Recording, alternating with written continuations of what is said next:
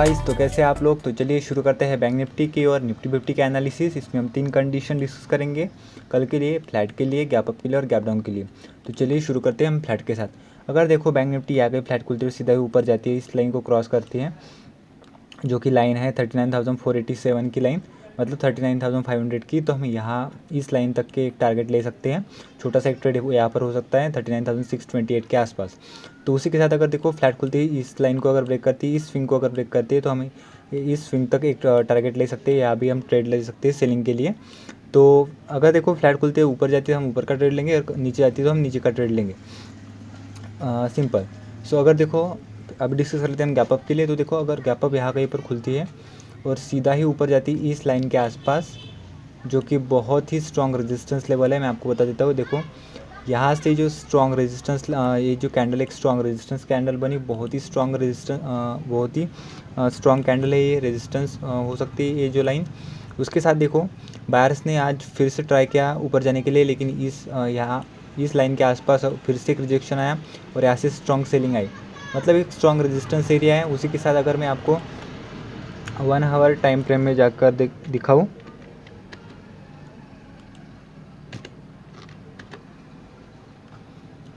तो देखो ये जो लाइन है मैंने आपको बताई, तो ये देखो पहले सपोर्ट हुआ करती थी, तो अभी रेजिस्टेंस की तरह काम कर सकता है। अगर देखो यहाँ पे गैप अप खुलता है और सीधा ही ऊपर जाता है इस लाइन के आसपास, अगर यहाँ पे अगर हमें सेलिंग का मौका मिलता है तो हम यहाँ से एक सेलिंग की पोजीशन बना सकते हैं।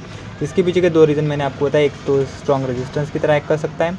उसी के साथ आपको देखो यहाँ से एक स्ट्रॉन्ग बाइंग आई है, तो जिन लोगों ने यहाँ से बाय करके रखा होगा, वो अगर गैप अप खुलती है और सीधा ही ऊपर जाती है, तो यहाँ से एक रेजिस्टेंस, यहाँ पर एक रेजिस्टेंस दिखेगा।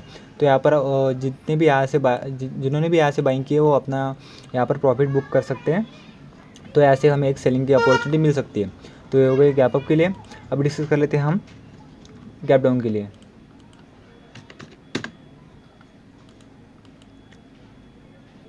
तो देखो गाइज, अगर देखो यहाँ के अगर गैप डाउन खुलती है और सीधा ही इसके नीचे अगर प्राइस एक्शन बनाना शुरू करती है, तो हम यहाँ से एक सेलिंग की पोजीशन लेंगे। रीज़न बहुत सिंपल है। देखो यहाँ से एक स्ट्रॉन्ग बाइंग है, यहाँ से भी स्ट्रॉन्ग, यहाँ से भी स्ट्रॉन्ग बाइंग है। तो देखो अगर गैप डाउन सीधा ही खुलती है, तो जिन लोगों ने इस लाइन से, जिन्होंने यहाँ से बाय किया होगा, उनका स्टॉप लॉस पहले हिट हो चुका है। और जिन्होंने यहाँ से बाय किया होगा वो पैनिक कर सकते हैं। जैसे ही इसके नीचे अगर प्राइस एक्शन बनता है, तो हम यहाँ से एक सेलिंग की पोजीशन बना सकते हैं। क्योंकि देखो यहाँ से स्ट्रॉन्ग आई, मतलब यहाँ से स्ट्रॉन्ग बायर बैठे यहाँ पर, तो उनका ऐसा मतलब एक स्ट्रॉन्ग सेलिंग। तो देखो अगर गैप डाउन खुलती है, इसके नीचे अगर हमें छोटा सा भी प्राइस एक्शन मिलता है 5 मिनट में और 1 मिनट में, तब हम यहाँ से एक सेलिंग की पोजीशन बना सकते हैं। हमारा टारगेट फर्स्ट ही होगा, सेकंड ही होगा। तो ये हो गई बैंक निफ्टी के लिए एनालिसिस। अभी हम डिस्कस कर लेते हैं निफ्टी 50 के लिए एनालिसिस। तो चलिए शुरू करते हैं निफ्टी 50 के एनालिसिस। निफ्टी 50 में भी हम 3 कंडीशन डिस्कस करेंगे, फ्लैट, गैप अप और गैप डाउन। तो चलिए शुरू करते हैं निफ्टी 50 की फ्लैट के साथ।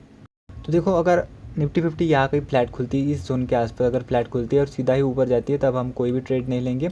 बट अगर सीधा ही ऊपर जाती है और इस जोन के आसपास अगर हमें कोई सेलिंग का मौका मिलता है, सेलिंग का प्राइस एक्शन मिलता है, तब हम यहाँ से एक सेलिंग की पोजीशन बना सकते हैं। सिंपल रीज़न है, जैसे मैंने आपको बैंक निफ्टी में बताया, स्ट्रॉन्ग सेलिंग। तो देखो अगर फ्लैट खुलती साथ ऊपर जाती है और यहाँ कहीं पर अगर हमें सेलिंग का प्राइस एक्शन मिलता है, तब हम यहाँ से एक सेलिंग की पोजीशन बना सकते हैं नीचे के लिए। तो ये हो गई फ्लैट के लिए।